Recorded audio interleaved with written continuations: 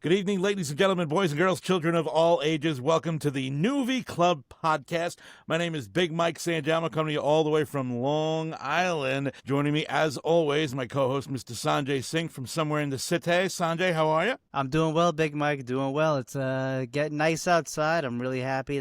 I definitely percolate in the summertime. Yes, it is. It's getting hot out there. Now, I'm walking down the street here in downtown Farmingdale, and people stop me and they say, Big Mike, what is the Nuvee Club Podcast? And I say, quite simply, Sanjay and I are what people would call unlikely friends, but we're just two guys. We love movies. We love watching movies. We love talking about movies. We've even made some movies. And this isn't only that. It's a little bit more than that. It's the Nuvee Club Podcast. Sanjay, hit the music.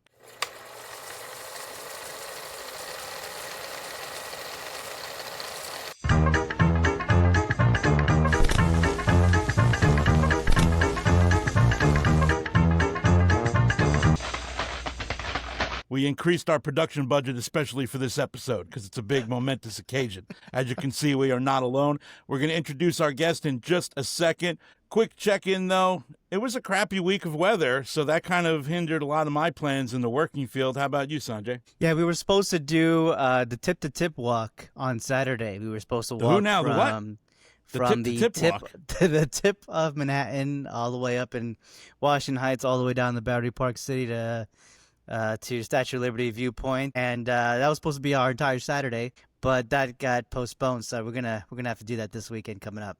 Could have done it with a rowboat, perhaps. Walking from the tip of Manhattan to the other tip of Manhattan. Sounds awful. Sounds terrible. I don't know why anybody would do that for fun. But maybe when the weather gets over 95 degrees, you could start to do it next weekend. Joining us for the first time, we have our first actual real guest joining us here on the Nuvee Club Podcast. He's a veteran line producer, a production manager, and producer. He's got over 30 years of experience in the film industry, from TV shows like the Black Donnellys, movie credits, New Jack City, Juice, and much more. Mr. Jim Bigwood, thanks for joining us. Thanks for having me. So a lot of people may not know exactly how much goes in to the behind the scenes to make any kind of production. It could be big budget, it could be small budget, it could be television, it could be movies, or now everything's streaming, everything on the internet. And now more than ever, everybody with a cell phone is basically some sort of content creator in their own right. So you started basically the way kids are doing it now, except it's a lot easier now because you have a camera in your pocket.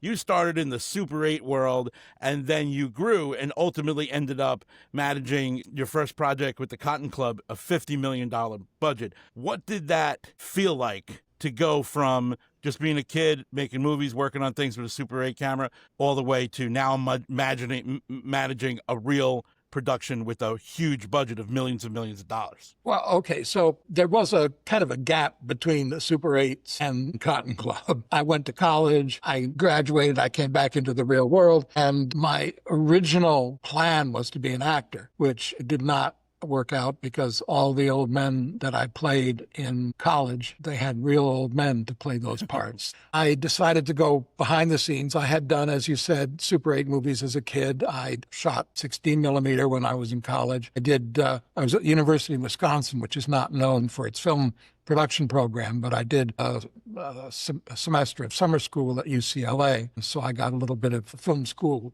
a taste of it. Came back. I actually made my own documentary before I got into the real business. The documentary was about character actors, Hollywood character actors, people whose faces you know and you don't know their names. And I had plans for multiple versions of this. The three people that I did interview did a great job, but I had other people that I would have continued on if anyone had been interested in it, and nobody was. So I wound up combining what I was doing as my subsistence job, which was bookkeeping, with my interest in film and film history and trained to do in college, and got into the business as an assistant accountant. I had been a bookkeeper to pay the rent, and that plus a knowledge of the industry got me into the door. And that's the show that I did, the first show I did, and that was Cotton Club. Now, I did not production manage that. I didn't line produce that. I was the assistant accountant.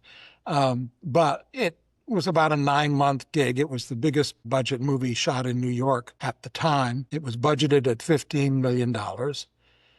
and it ended up costing $50 million.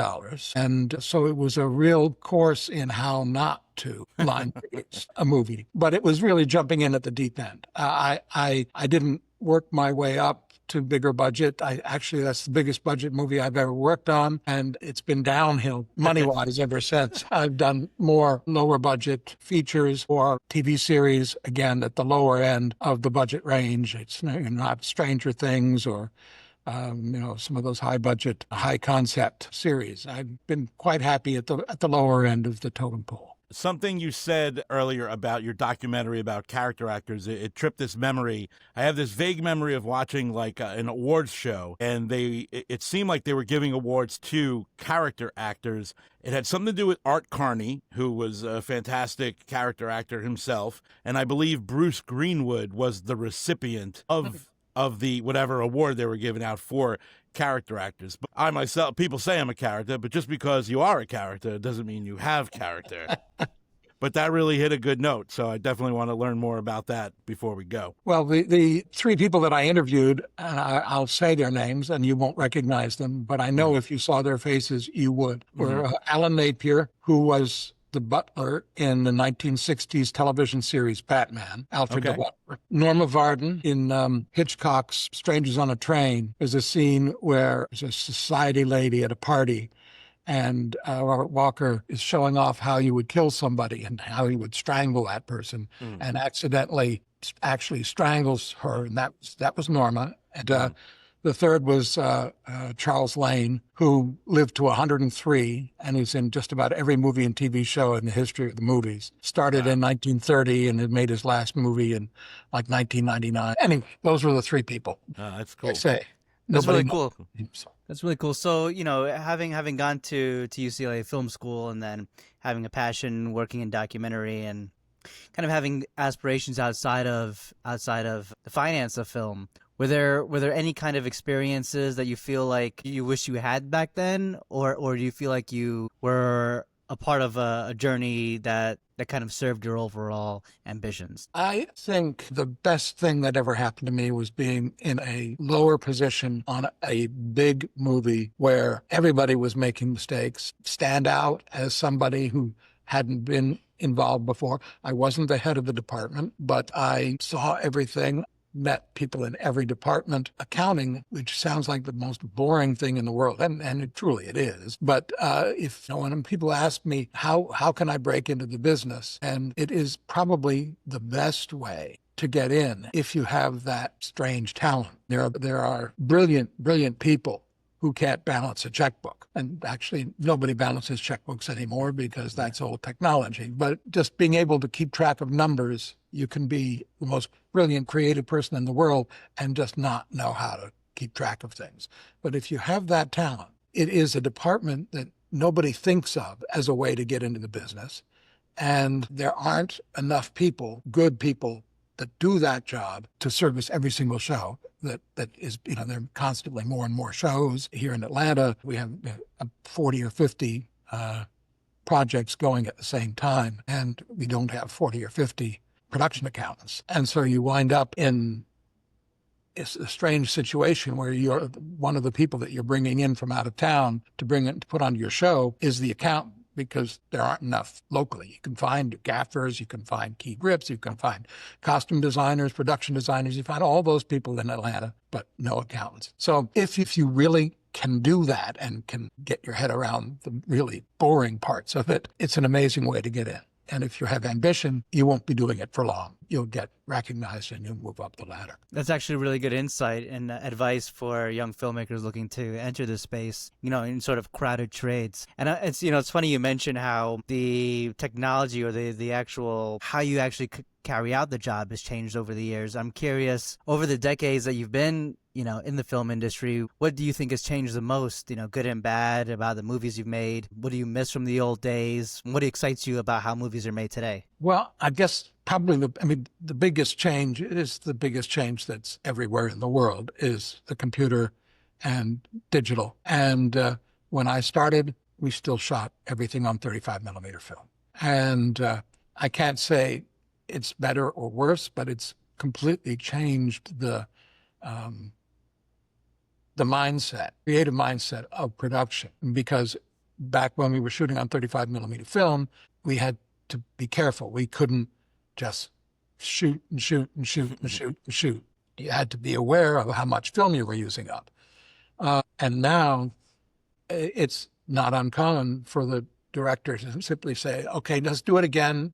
Don't do the clapper, just do it again, and you wind up with just miles and miles and miles of footage that the editors have to deal with. I mean, you still tell the script supervisor what your chosen selects are, but they still have to go through and categorize way more. And I think it makes people a little bit self-indulgent that, they can just, we'll do it, and then at some point we'll get it the way I want it. And it means that they don't have to be quite as specific about what they're looking for. They'll know it when they see it.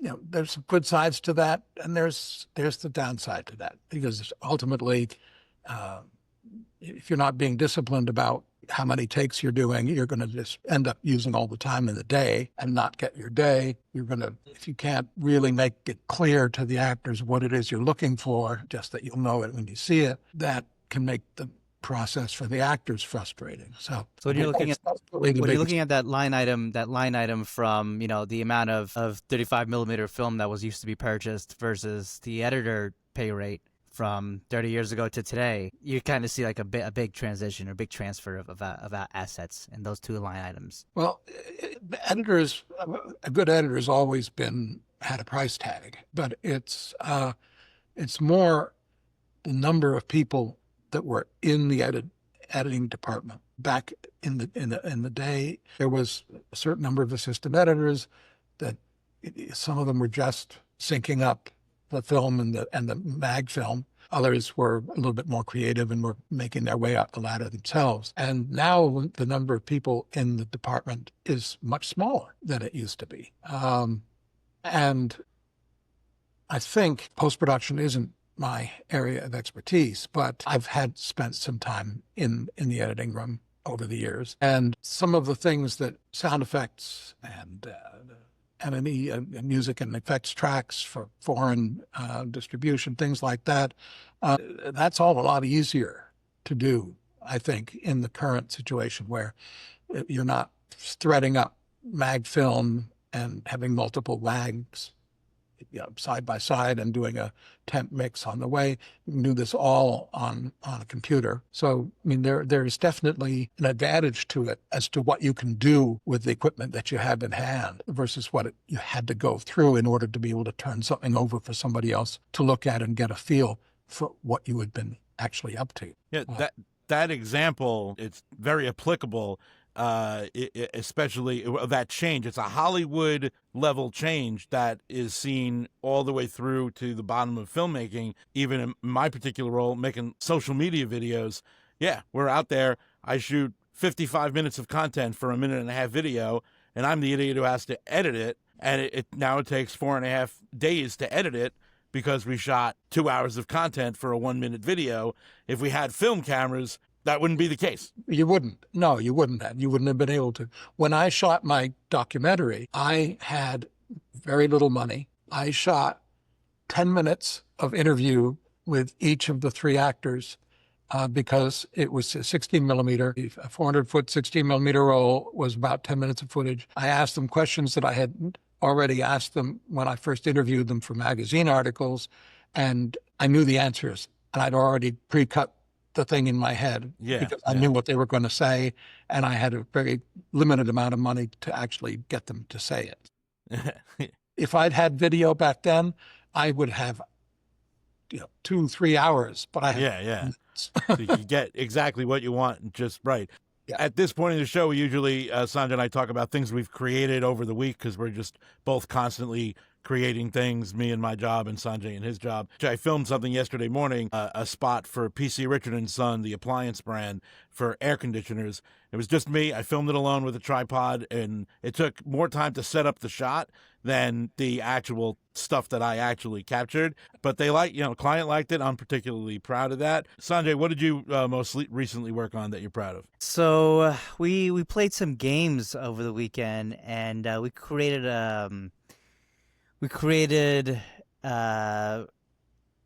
I would say a really great time. All right, he created a great time. Yeah. That's a good setup for Jim. As a line producer, and you think back of all the stuff that you were involved with, do you have your favorite? Is there something that you're particularly proud of from your experience as a line producer? Well, I should, I guess, make the differentiation between a line producer and a producer for your viewers. The line producer is not generally hired for their creative ability. They are hired to be a nuts and bolts person, to get the show made, to get the crew hired, to get the caterer chosen, then they work with the ADs to work out the schedule, the shooting schedule. But it's very much a nuts and bolts job. And so the times that I remember and that I enjoyed the most was when there was, from time to time, a creative aspect to what I was doing. And that because of things that I provided to the production, there's something you can see on screen that if I'm watching it with somebody, I can nudge them and say, hey, that was because of me that we were able to do that. Not very often. It doesn't happen a lot, because people they don't think of me as a creative partner. But if you're standing there, if you're on set and there's an opportunity, are they open to that? Like, hey, did you ever think about doing that there? My job is much more during the pre-production process. And especially lately, I've been doing more television series than I have done features or feature length, whether it's for film, for theaters, or for television. But when you're doing series television, while they're shooting the episode that was prepped 2 weeks prior, you're prepping the episode that's going to be shooting next. So I'm not all that often on the set. And if I am on the set, it's because things are running slow and I've got to be there to tap my feet and over the shoulder, and everybody sort of giggles and says, okay, Bigwood's here. You got to look sharp. But there's been a couple of times where it's when things have gone wrong and you hit the ground running and are able to, on the fly, do all the stuff that normally would happen in prep, but you have to do it now. In Atlanta, 8 or 9 years ago, there was a snowstorm. Atlanta doesn't get a lot of snow. Yeah. They were totally unprepared. No plow. Totally unprepared. Sliding off the road. Shut down the town.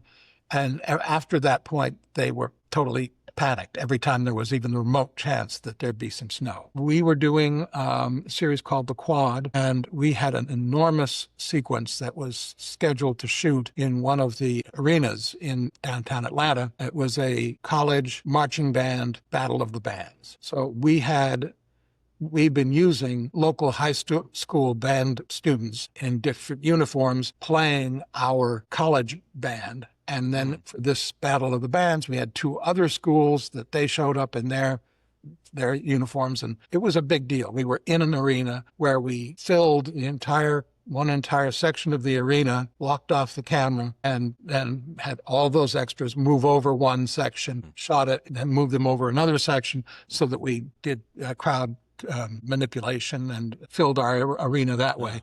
And then we did all of our battle of the bands in close-up. Well, this was all scheduled on a school day. The kids were going to be, it was a big deal for them to be in the movie. We made a donation to the 3 schools. It was all worked out. And then there was an announcement that there was going to be a storm coming. Yeah. And the schools canceled, so we couldn't get the students anymore. The city was shut down. There was we had to shut down shooting for that day. And I had to reschedule, work out a day where it was anticipated that the snow, whatever the snow there was, would be gone, reschedule all of the bands and all of the students, and hopefully that the arena was going to be still available because they had laid it out in our configuration and they had other configurations for various sports things that went on in there. And I worked that all out in about an hour and a half. And we got the entire thing about 5 days later. We had to readjust our shooting schedule, redeclare to the union what our days off would be, all sorts of boring behind-the-scenes stuff. But that if you need to change a schedule on a union shoot, There's a lot of things you have to do that are in the union contracts, but that you have to know that you can ask for so that you have a minimal financial hit to the production. Yeah. So that was one thing. A couple other areas where I've done second unit unofficially because I don't get paid second unit money, but there's a series called Red Road that I worked on that had 2 shots that were in it. That one was a drone shot, another was a shot of a car coming into Manhattan, or actually going into Brooklyn, but going down the BQE heading towards Brooklyn. And I did a pan shot with the truck that we had established in Atlanta. We drove the truck up to New York, set it all up. We had a camera set up on an apartment building. The truck drove by. We panned with the truck, and it went underneath a sign with a Brooklyn. Yeah. That was the only shot it was. I went up to New York from Atlanta, and we shot it with a very, very small crew. That shot's in the show. AMC actually, in their summary of the season to come, and some of the big shows that they were talking about where they combined shots from more than one series, they used my drone shot, which was a cop car coming under the drone as the drone went up in the air, and the cop car went up the hill. So fun little things like that, which are not normally what I get to do. So when I do get to do them, it does give me pleasure. That's great. Yeah, it sounds like it would be satisfying. That's wild. I also understand, I get a sense of why it's such a difficult field, or maybe a high demand field, because the amount of information that you need to know is so comprehensive. I'm sure that technical gap is far too high for a lot of people to attain or to acquire. And a lot of it comes with experience, I would imagine. Yeah. Over the years, I have not moved beyond basic storytelling productions. Some of them are periods, some of them are, there are some that have some visual effects aspects to them. And these days, it's hard not to have some kind of visual effects, whether it's reading a screen on a phone, which is usually dropped in by visual effects instead of trying to shoot it live off of the actual phone, things like that. But I have not done high-end visual effects shows. So I've not really learned that. And I'm sort of happy that I'm at the end of my career, because I think things are going more and more in that direction. And I would not feel qualified to take on a show that had that high degree of that. Things, like the LED driving shots, I know those exist. I've never done driving shots that way. We've always done them the old-fashioned way. And if we're trying to be on the cheap, do it with the camera in the back seat over shoulders of the 2 people that are having the conversation in the front seat as they drive, or a more sophisticated shot vehicle where you have cameras mounted on the side. But it's still the old-fashioned way. And now there's things you can do that I know when I watch them that they're not really shooting that. It's all fake, but I don't know actually how to budget it or how to.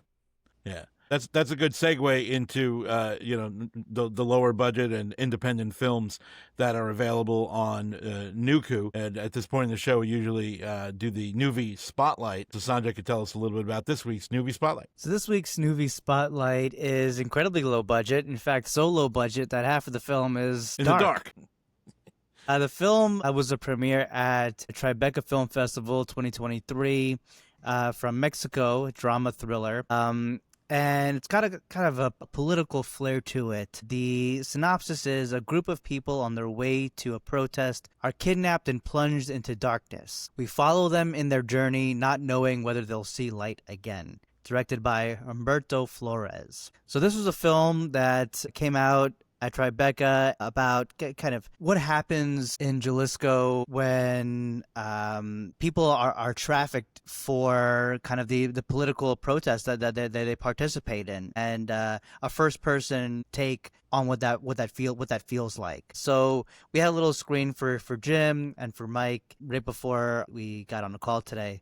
What do you guys think about it? My question for Jim would be, because I know what I think when I watch something like that, I'm still very much an audience member. I'm watching it through the lens of an audience member, and obviously I'd need to get more deep into it to really know how it would affect me. I thought it was contemporary, it was timely, it was a story about that.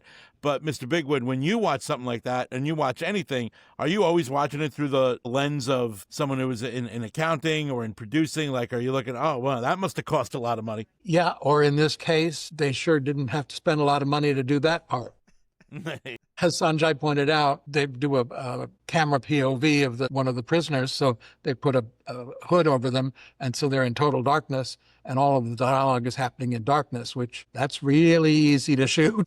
Does it take you back to your days of dealing with the people that make the decisions to go? Because maybe, we don't know, maybe there was a conversation being had, well, we can make this movie for a lot less money if these parts and that part over there are filmed in this darkness. It sounds like it was an artistic decision, not necessarily a budgeting decision, but do you think back to conversations you've had where you deal with the money maker and you go, all right, well, this guy always wants to say no, and it's my job in accounting to try to figure out how I can help him say yes? Well, the accounting part is more keeping track of what's happening. When I was an assistant accountant, that was all it ever was. I moved up to accountant, and yes, I was there to give advice to the production manager or give them information that they could use to make a decision. And then when I further got into those positions, a line producer or production manager, then it had to say no.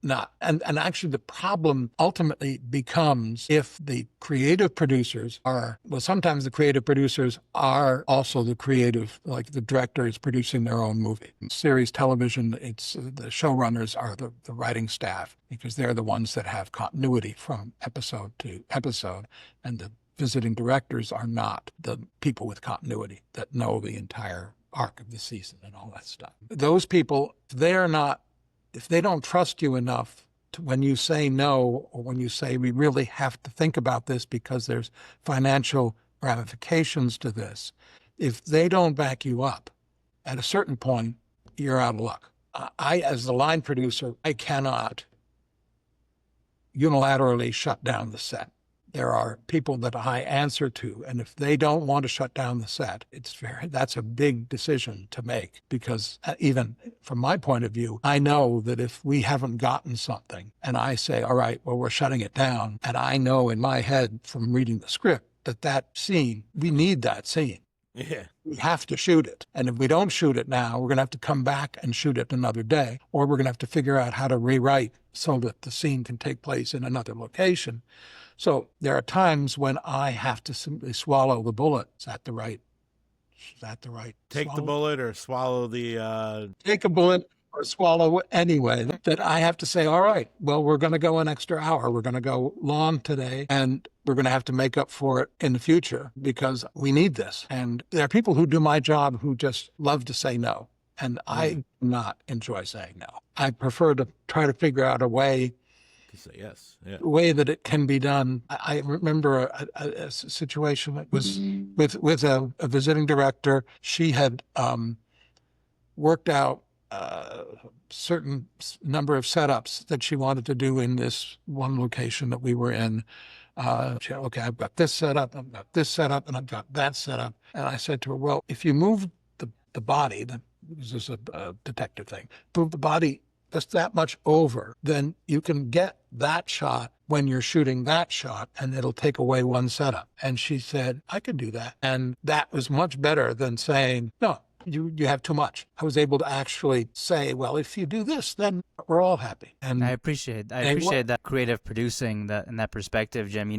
A lot of times, especially on indie productions, that's what it comes down to. It's where do we make the compromise? Do we make it on the scene? Do we make it in the location? Do we make it in the types of shots or setups? And so, I was really happy to invite you onto this show because, with your experience in independent production and kind of smaller TV shows, I know you have accumulated a lot of hacks and a lot of tricks of the trade over the years. So I'm curious if maybe you had any particular ones that stood out to you that you would be willing to share with us. Well, I don't think it's anything that is particularly unique to me in having figured out how to do it. But the more you prep and the more you know up front, and there's downsides to this too. If you prep something to death and there's no more spontaneity on the set, well, some directors can work. Hitchcock worked that way. Hitchcock was notorious for knowing every single shot that he wanted, and he had it all cut in his head before he even went to the set. And so in his situation, that worked. There are other directors who would be totally in a straitjacket from having to work that way.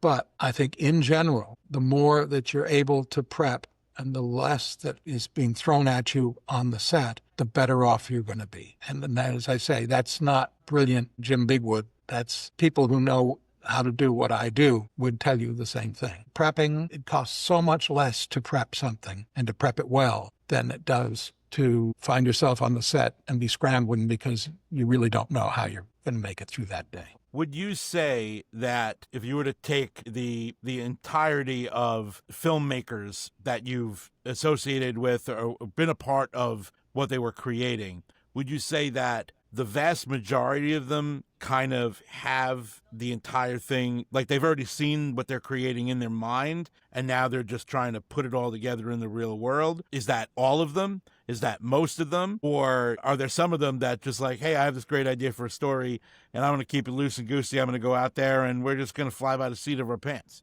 Because I think people romanticize filmmaking and not really understand when the rubber meets the road, you got to have everybody on the same page in the same place doing the same thing. Otherwise, you're going to want 3 takes of something and somebody's got, yep, that's good.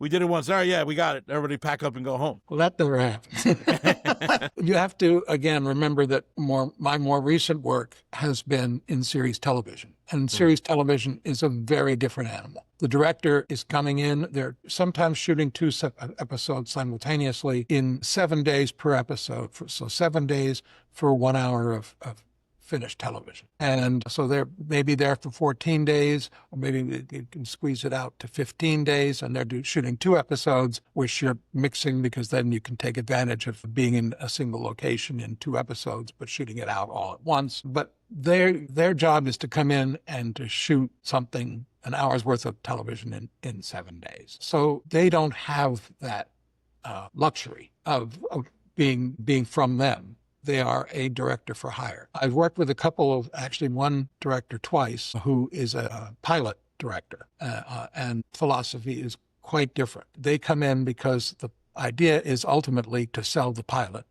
And so they are going to have something to say. They also, by Directors Guild rules, get money every time on every episode of the show that exists after if they shot the pilot, they get a piece of the action. Financial on every episode that's shot by anybody else. Nothing to do with them. And those directors can be very difficult because they, first of all, they have in their heads that it's because of what they're going to put together that this pilot is going to sell. And their job is to create a pilot that can be sold. And so they think of themselves more as auteurs than an episodic director would. And they will simply ignore you, at least the ones that I've worked with. And they really don't care, because ultimately, if the pilot sells, it doesn't matter whether they went over schedule or they went over budget.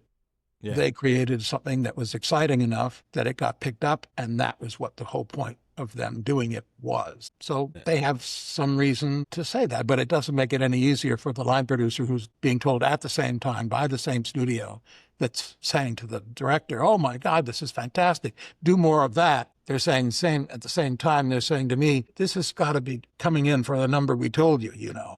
Yeah. And if it doesn't sell, then their excuse is, well, we tried our hardest. We did everything. I feel like if I was in that role as the pilot director, yes, obviously, at the end of the day, it's about the dollars. But if I directed something that then got picked up, I feel like artistically, I'd be like, well, now I want to direct everything in this series. Like, I want to be a part of this because I helped create it. But then they got to make their pilot in 15 days. The episodic directors have to make the rest of the episodes in 7. Probably wouldn't like it. Too many constraints. Yeah, exactly. So Mr. Bigwood, before we let you go, so let's say an independent filmmaker or someone who just doesn't have a lot of experience in the business comes to you for advice in terms of budgeting. What would you tell somebody besides, like, are you sure you want to do this, kid? What would you say if they came to you and say, listen, I have a limited budget to create this thing that I want to create, and I need someone with experience to maybe let me know where the rocks I'm going to trip on are going to be in these first initial steps?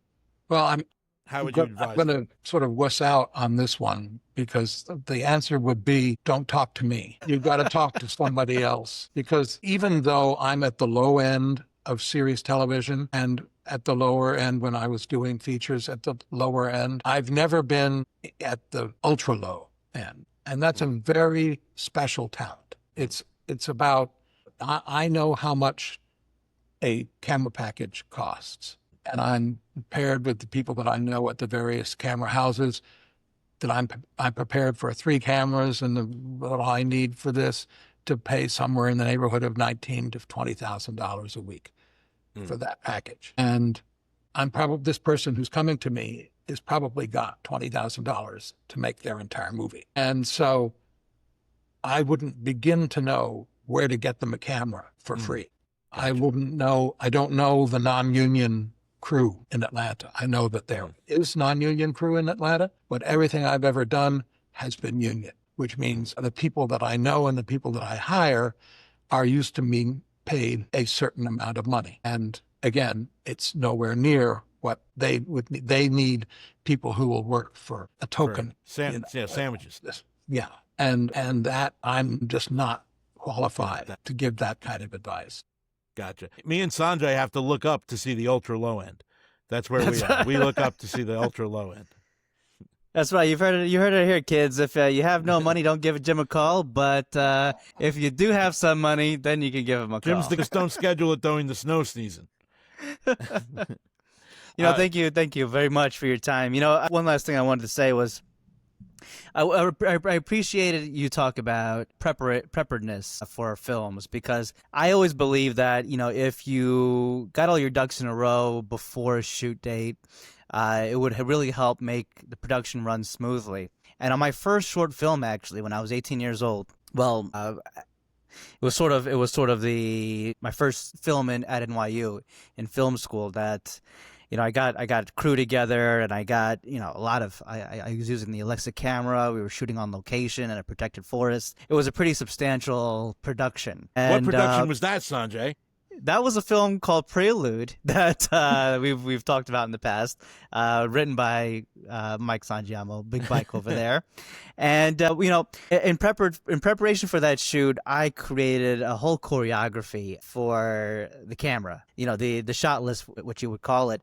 But essentially, we shot a lot of it on a Steadicam. And so I created a whole Steadicam list, a choreography of how I wanted the Steadicam to move, and around the set and around the actors. And I discussed this with a lot of the team before production, and sent all the information out to everybody. And on the day of the shoot, crew members came to me and they said, "We can't do this. We can't help you do this. Like, the camera's too heavy. The Steadicam operator was like, I'm not going to be able to hold the camera for that long." And I kind of saw all of my preparation going out the window because I was preparing for a situation for a team that couldn't handle what I was asking of them. And I feel like my biggest learning lesson on that project was in the hiring process, how you actually go about selecting the people that are supposed to help you execute on your vision. And I'm curious if you have any thought or perspective on how you select who contributes to the process of the productions you work on. Wow. You get to a certain point where you go back to people that you've worked with before. So how I met some of the people that I've worked with many times, the first time I met them, I don't even remember anymore. I do know there was I did the pilot for Ugly Betty. Director of photography, they wanted to use a guy named Vanya Cherna, had only ever done indie features, low-budget indie features. And the director wanted him. And I had to, as the line producer, I was the line producer on that one, had to talk to the ABC production executive who did not want us. They wanted us to use a director of photography who had worked on television. And I reached out to somebody who was on his resume who I knew. And this guy that I called up is the kind of person who is quite free with his opinions. And if he doesn't like somebody or something, he's quite happy to tell you that.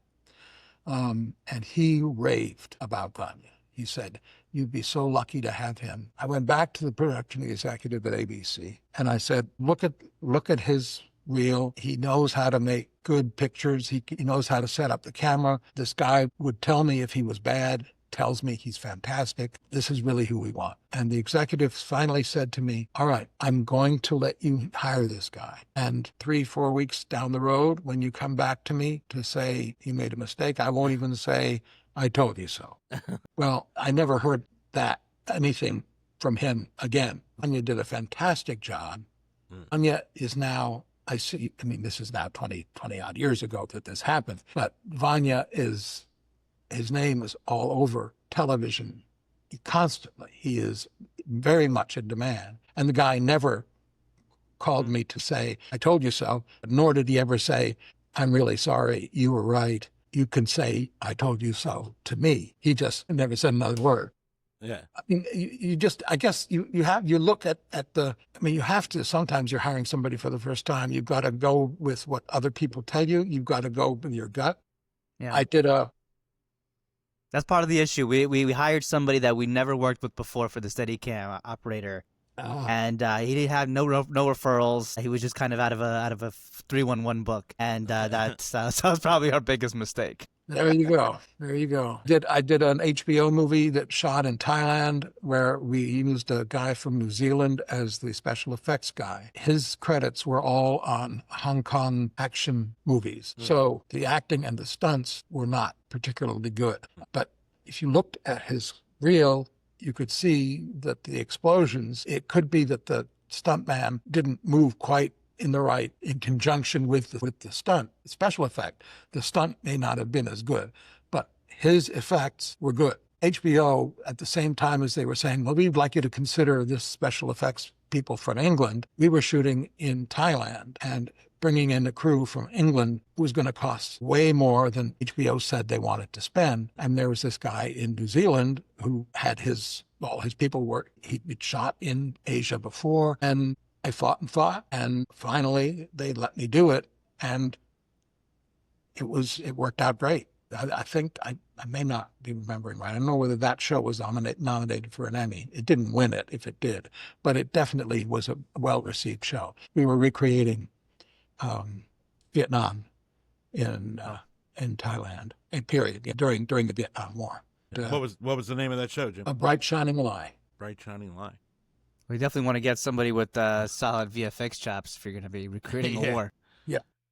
For sure. We only got a few minutes left, and usually we end the show with talking about a recent favorite film. We'll let Jim go last with that so we can hear exactly what it is we're talking about. Sanjay, I didn't see a recent favorite film in the notes. Do you have a recent favorite film for the week? Because I do. I figured I would pick something timely and New Jack City. Actually, Juice, because it was just my birthday, same birthday as Tupac Shakur. I have to talk about that film because, Tupac was such an amazing character and persona, not just a musician, but a poet and a leader of his community. And for him to get the opportunity to get on the big screen and perform act, I think was a great testament to his overall skills. And this particular film, Juice, really highlighted a lot of his strength and his personality. Yeah, so if you haven't seen it, definitely check it out. I was gonna, of course, as we had Jim with us, I was gonna highlight Juice as well. But since you did, I go to the movies every weekend, sometimes once or twice. I saw something in the movie. It's a great Big Mike story, because I end up in the movie theater watching the strangest films sometimes. I don't care. I just see whatever looks good and is starting at the right time, I go watch it. So Saturday, unexpectedly, I had some time to go watch a movie, and the only movie that was starting right at the right time, 105, was The Life of Chuck. I had not seen any trailers about it. I didn't read any synopsis. I had no idea what it was going to be about. And I sit in the theater and I start watching it. And I thought it was wonderful. I just thought it was fantastic. It was based on a short story by Stephen King. It starts very out there. I don't want to give a lot away about it, but it starts, you don't know what you're watching in the beginning. You're like, what the hell is this story about? It's kind of a backwards telling of somebody's life story. But if you don't have it on your radar and you're looking for something that's going to add a little bit of meaning to your everyday life, The Life of Chuck is certainly worth the watch. And now I'm reading the short story that it was based on. And so far it is pretty close. So The Life of Chuck, I just thought it was wonderful. How about you, Mr. Bigwood? Recent favorite film? Okay, so I recently saw a movie called The Life of Chuck. So, yeah, I saw that this last weekend. Really? I did know a little bit about it before I went in. Oh, I thought you were kidding. I thought you were doing a Juice New Jack City thing. Sorry. Oh. Okay. Really? All right, yeah, so wild, right? Crazy ride. Movie. It's really, really something. And it's always interesting to see something from Stephen King that isn't one of his horror movies, like that, or Stand By Me, or Shawshank, the things that he does that are a little bit less out there. And people have made some fantastic films based on Stephen King's non-horror. There's some good ones made of his horror stuff, too. But I also saw Phoenician Scheme and Sinners. Yeah, so that. Yeah. That's been out a while. Yeah. And I've been watching, and I realized, making some notes, because you did let me know that you'd be asking me this. Some of the things I've been watching on television lately, Studio Acts, and then a couple of years ago, Magnificent Mrs. Maisel. I realized that what ties them all together is that they're all about the entertainment business. And I guess that's... even when I'm not working, and I am retired now, but I guess I can't really keep away from it. Yeah, Go ahead, as fans of this industry, we are definitely consumers of this industry. We can't help create, but also consume all of the works that are coming out all the time. The first thing I thought of when you mentioned Sinners, because that was Sanjay's film of the week a couple of weeks ago, and we had both seen it at the same time. And I remember, like, I enjoyed it, but at some point I felt like it went like way off the rails. I mean, it was kind of like off the rails just to begin with, but at some point it really made a left turn, and I was like, but I thought it was still worth the watch. Well, did you? Sorry. Well, let me just say, Sanjay, did you wonder, as I did, after it being established that the vampires could not come in without being invited, that when the barn door was opened, all of those vampires suddenly came in and nobody invited them in? Well, the proprietor of the grocery store, the Asian woman, she invited them in. Oh, she did. She said and that was kind of the weird. About that. Are you sure about that? 5 minutes. I don't know about that. I definitely think the film, takes a lot of liberties in order to continue along the storyline. But I think the nature of the tone and the style altogether, you kind of just go with it. Yeah, of course. Well, you have to. I mean, that's true of just about any horror film. You have to. You're believing a certain amount of stuff that's impossible just to get in the front doors. Mr. Bigwood, did you know what The Life of Chuck was going to be? Like, had you seen a trailer before you sat down to watch it? No, I had not seen the trailer. I had read the reviews, and I had been hearing that it was coming. Gotcha. Reading Deadline, the various industry stories about stuff. Yeah. I think that element of walking into a movie completely blind, especially that movie, given the way it starts, and you don't really know what it is you're watching, like, that made it so much better for me. And this happens to me so often, I would say at least 10 times a year in my weekly movie going. I love the movie going experience. I end up going, I saw that movie. I heard that story at the perfect time in my life that I needed to hear that story. And I think that wouldn't have happened had I done my research and had to pick between Life of Chuck or whatever else was playing in the small theater at the time. But that's to me, that's one of the best parts of getting entertained like that, is finding that story or hearing that song or reading that book at the perfect time in your life to get it. You're very lucky that, I can't escape just from what I tend to read online. I know what's coming, and I have some idea of what I'm going to see. And I envy you, because being able to see, of course, it can also happen that you go to see something without any prep and it may suck. Yeah, like that. And that's happened too. Sanjay knows the story. I ended up in the theater once and watched a foreign movie, not knowing it was a foreign movie. But here's the rub, is that the first 10 minutes of the movie took place in a future, and I think it was from the Philippines, and they were speaking, but every third word was English. Every third word was English. So I almost understood it, but didn't really. And what I thought for the first 10 minutes was, this is the future. This is how they speak in the future. So I get 10 minutes in, Then they go to present times and they're still talking like that. And I was like, it's a movie. It's a foreign movie with no subtitles. Yeah, I don't even remember the actual name of the movie, but every so often I send the trailer out to my friends and I tell them that story, and they die laughing because when you see the trailer, you're like, it's a bananas movie from overseas. You're like, and you sat there through the whole movie. It was weird, It was strange. But that's happened too. So don't envy me too much, Mr. Big. Okay. Anything else, Sanj, before we wrap it up with our wonderful guest? Thank you so much for spending time with us. This has been my fantastic. pleasure. I really enjoyed this. Yes, thank you so much, Mr. Bigwood. It's been a pleasure speaking with you. Thank you. So where can they follow you, Mr. Bigwood? I mean, you said you're retired now. Obviously, they can get your entire history from IMDb and other internet sources. How else can they learn more about you? I'm on Facebook. Facebook is where it's at. Bigwood is not a very unusual. Is not a very common name. So there aren't a lot of Bigwoods on Facebook. You can find me on there. Be careful of what everybody out there. Be careful what website you type Mr. Bigwood in, because you might get the wrong results. I'm just saying. The whole other industry out there. Yes, indeed. Yes, never worked on anything like that. Sanjay, any final words for the folks? Yeah, thanks again, Mr. Bigwood. I every time I mentioned that you were going to be our guest today, they said Bigwood. Quite a name. Love that name. So this has been a really enlightening chat, and I'm sure our audience will appreciate it on these rewatches for time to come.